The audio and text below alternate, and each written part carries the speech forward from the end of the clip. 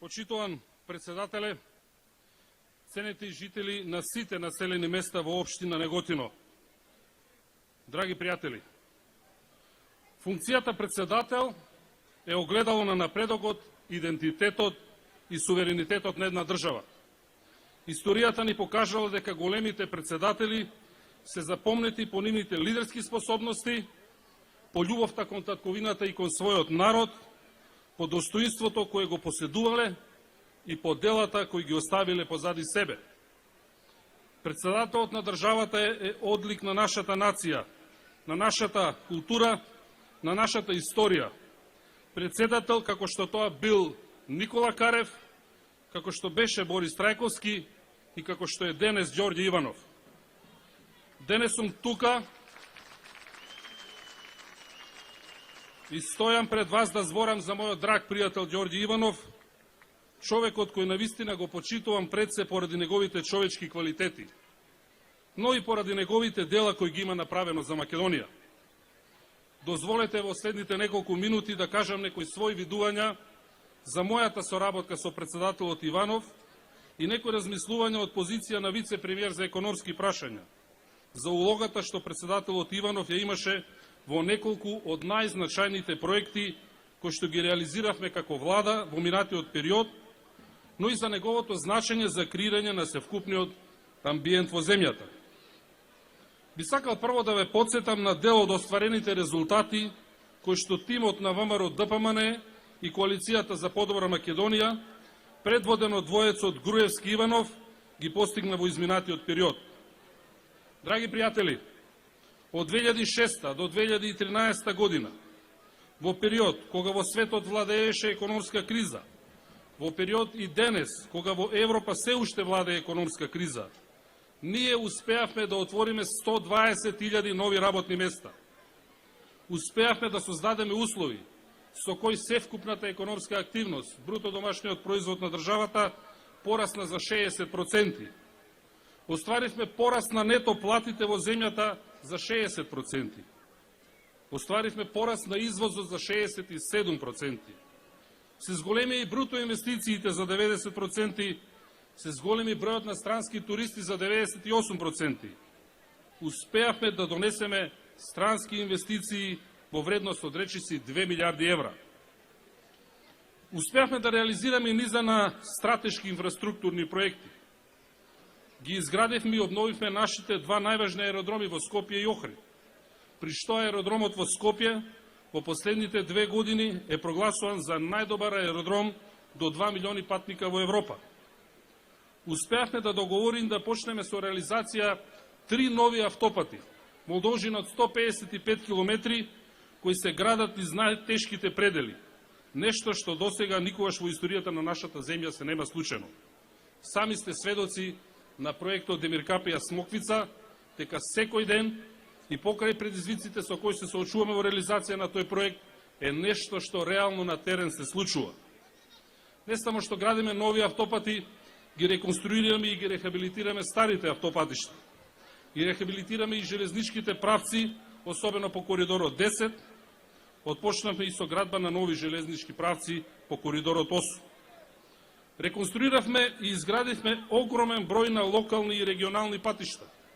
Реконструиравме и изградивме над 300 училишта. Голем број на спортски и културни објекти. Направивме капитални инвестиции во здравството. Донесовме инвеститори кои што отвараат нови работни места низ целата држава. Ги донесовме Джонсон Контролс и Джонсон Мети, ги донесовме и Драксел, Мајерки, Кромберт и Шуберт, ги донесовме Джейвер Холдинг и ТАФ, го донесовме и Маркарт и Кемет Електроникс. Само во Драксел Мајер стотици луѓе од Неготино најдоа работа. И тоа е тренд кој што ќе продолжи. Она што е важно, што сакам да кажам, дека председателот Иванов беше со нас во речиси сите овие проекти. И тоа не само во поддршка на законите кои што ја креираа бизнис климата потребна за да се случат овие инвестиции. Председателот Иванов се вклучуваше и во конкретни проекти кога заеднички ќе оценевме дека е тоа корисно за реализација на таков проект. Едноставно имавме председател и се уште имаме и ќе го имаме на кого можевме да се подпреме. Например, председателот Иванов се вклучи во процесот на преговори со турската компанија Джевер Холдинг. Тоа беа преговори кои што трае со месеци. Тоа е компанијата која што ќе ги гради највисоките згради во Македонија, првите згради со височина над 100 метри, и тие преговори траеа со месеци. Во рамките на тие преговори, председателот Иванов се сретна на наше барање со еден од најмоćните градоначалници во Турција и на количен пријател на господинот Джевер Холдинг. За време на таа средба, за која што бевме заедно, тој побара од градоначалникот да се заложи кај собственикот, кај Джевер, да дојде во Македонија и да направи напор да го реализира тој проект. Господинот Джевер Холдинг го послуша својот пријател и на покана на председателот Иванов дојде во Македонија. Иако ние со месеци претходно технички работевме, оваа посета беше клучна. Председателот Иванов се сретна, имаше и работен доручек со господинот Джеваер, разменија мислења за многу работи, меѓу кои за делови од заедничката историја, за пријателството помеѓу Македонија и Турција, и се разбира, председателот Иванов лобираше да Джеваер го реализира проектот во Македонија. После таа средба, тоа попладне, ние преговорите, кои што трае со месеци, ги приведовме кон крај успешно. Дури на средбата со премиерот, господинот Джевер Холдинг рече: никогаш не сум видел ваков тим, кој што успеа да му убеди не да инвестирам, туку да платам за комунали дупло повеќе од што планирав. Меѓутоа, беше убеден дека ја има и политичката поддршка и дека има тим со кој што вреди да се работи. Денеска тој е проектот што се реализира највисоките згради во државата. Слична беше поддршката на Иванов и со проектот за изградба на автопатишта што го договаравме со Народна република Кина. Тие преговори траја уште подолго, бидејќи проектот е многу поголем и покомплексен. Траја речиси цела година. На техничко ниво стотици, ако не и илјадници сати на анализи и дискусии и меѓусебни посети. Јас лично 5 пати одев до Кина за тој проект. Но, она што беше, можеби клучно во еден момент, беше лобирањето што председателот Иванов го направи при неговата посета на Народна република Кина и повеќе часовната средба што имаше со председателот на Народна република Кина. После тоа проектот доби политичка поддршка и сето она што беше сработено од владата доби верификација од највисоко ниво и за брзо време проектот почна да се реализира. Тоа е поддршката што и треба на Македонија и на владата од својот председател, тоа е она што го добиваме со Иванов. Почитувани, вакви примери има многу. Било кој министер што се бави особено во секторот економија, бидејќи јас сум одговорен за тој сектор, ако го прашате, бил на некоја посета, заедно со председателот Иванов, добил поддршка, добил значење со тоа што го придржувал председателот и помогнал во реализација на некој проект. Она што треба да се каже дека денес светот е навистина глобален и инвеститорите имаат многу држави каде што може да ги инвестираат своите средства. Дури и македонските инвеститори денеска не мора да ги инвестираат своите пари во Македонија. Но ние како влада, како екипа од ВМРО ДПМН, напорно работиме и домашните и странските инвеститори да ги убедиме дека Македонија е вистинското место каде што треба да се инвестира.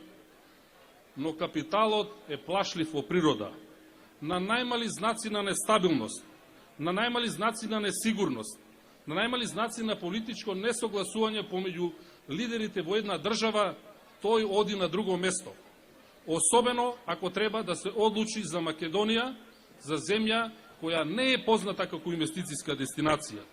Имавме и неколку такви искуства, кога месеци и месеци работа на огромен тим на луѓе пропаѓале поради еден инцидент кој ќе се случи во државата или поради некои несериозни политички изјави на некои политички лидери. Доколку тоа се случува и доаѓа од председател на државата, ние ќе имаме проблем. Ние мора да имаме председател кој што работи заедно со владата. Мора да имаме председател кој ги дели истите вредности, кој што има ист поглед на светот, бидејќи мора да праќаме една единствена порака дека Македонија е добро место за живење, Македонија е добро место за инвестирање. За жал, нашите политички опоненти од СДСМ не гледаат така на изборите и го поценуваат македонскиот гласач со ширење на погрешни информации дека економијата во Македонија е во опаѓање, дека економските политики биле погрешни и дека председателот Иванов не требало да дава поддршка на овие политики. Дури упатуваат порака дека доколку нивниот кандидат за председател победил на изборите, отворено ќе се спротивставувал на политиките на владата. Овие изјави веќе предизвикуваат штета на Република Македонија. Веќе создаваат несигурност кај инвеститорите, бидејќи она што ви го кажувам, капиталот е плашлив по природа, мора да добива една единствена порака, дека во државата владе единство, дека политиките што се спроведуваат ќе продолжат да се спроведуваат и дека онаа поддршка што ја давал председателот до сега, на ист начин ќе имаме и во иднина. Она што СДСМ не сака да го види дека единственото нешто што е во економијата во опаѓање во Македонија е невработеноста. Невработеноста што во нивно време, кога во светот немаше економска криза, кај нас растеше, а невработеноста која е во време на ВМРО ДПМН и коалицијата, во време кога во светот владе економска криза, кај нас сепак опаѓа. Затоа мојата порака до нив, особено до кандидатот за председател Пендаровски, кој што почна да дава изјави за економијата е: оставете економијата да ја водат луѓе кои знаат како се прави тоа. Оставете ја на тимот на ВМРО ДПМН и коалицијата, на Груевски и на Иванов. Драги мои пријатели, убеден сум дека во вториот мандат, поддржуван од ВМРО ДПМН и коалицијата за подобра Македонија, Ѓорѓе Иванов ќе продолжи да работи со истите принципи и искрени намери и со ваш благослов ќе продолжи да реализира уште многу проекти кои се видливи, реални и мерливи. Ве уверувам дека и владата на Република Македонија ќе продолжи со истата динамика, енергија и интензитет, дека динамично и тимски ќе соработуваме со сегашниот и иден председател на Република Македонија Ѓорѓе Иванов. Тоа ќе го правиме затоа што за нас, од ВМРО ДПМН, за нашиот кандидат Ѓорѓе Иванов, државата е пред се, Македонија е пред се. Да живее ВМРО ДПМН, да живее Република Македонија, да сте сите живи и здрави. Ви благодарам.